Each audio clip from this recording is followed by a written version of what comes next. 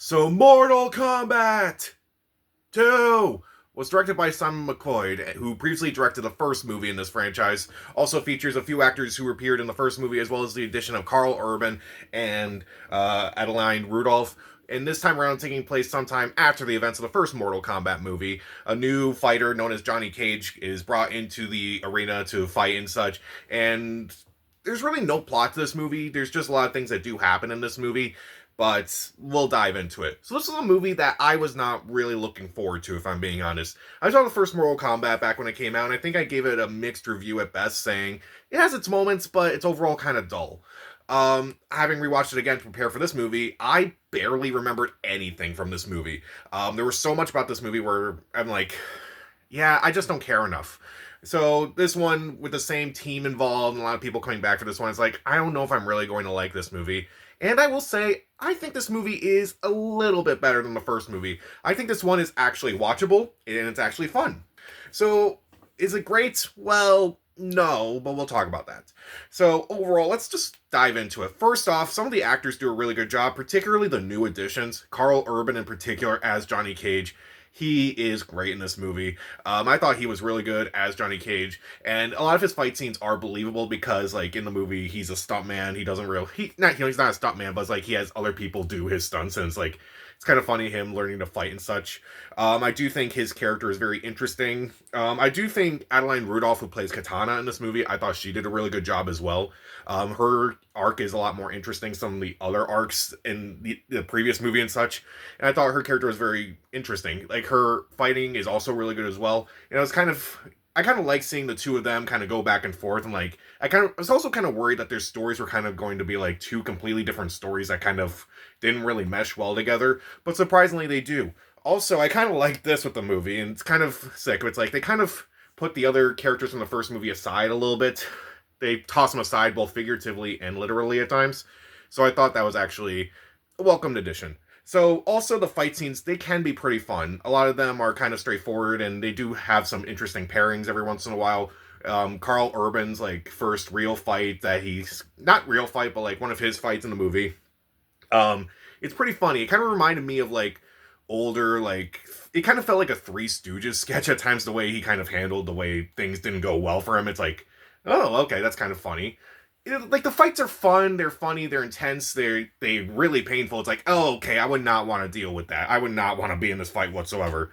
And I will say the movie is just constantly moving. Like, it kind of goes from fight to fight to fight, and it's just almost non-stop, I would say. I would say this movie definitely cut back on a lot of that exposition from the first movie, and definitely just knows what people really want from this movie. They just want to see these characters just fight each other, and they still have enough of a story to kind of string things along, but it's really just kind of just an excuse to say, let's just have constant fighting throughout this movie. So, I will say that there are some moments in this movie that just don't work. Like, Kano is back in this movie, and a lot of his jokes were not funny. I think a lot of his jokes were kind of just references to other things. Like, he references Harry Potter at one point, he references It, which I realized this while watching it. They're both Warner Brothers properties, and so is Mortal Kombat, so, there's that. And also, there are some unintentionally funny moments in this movie, like some of the way things are edited or shot or put together. It's like, it's kind of funny. Like, there's this one fight towards the end of the movie, and Sonya Blade, she gets hurt at one point during the fight, and the way she's kind of thrown off screen, it is really funny. My friend was laughing during it because it just looks so silly, and I kind of wanted to laugh too, but it looked bad. And I couldn't tell at times if it was like they were trying to be silly and not taking themselves seriously, but again, I think they're trying to do both, like trying to take it seriously, but also not. So it's just kind of uneven overall. And I will say that even though the characters are back from this movie, there's kind of like some, and I will say that it kind of cuts down a lot of the character exposition and like a lot of the exposition in general. There are some moments in this movie where I'm thinking, shouldn't these characters really be thinking about something that just happened, and they're not taking the time to actually process something that just happened? It's like, oh, time for the next fight and such. Wait, you're not going to discuss what happened in that previous fight? Okay, well, that's kind of underwhelming.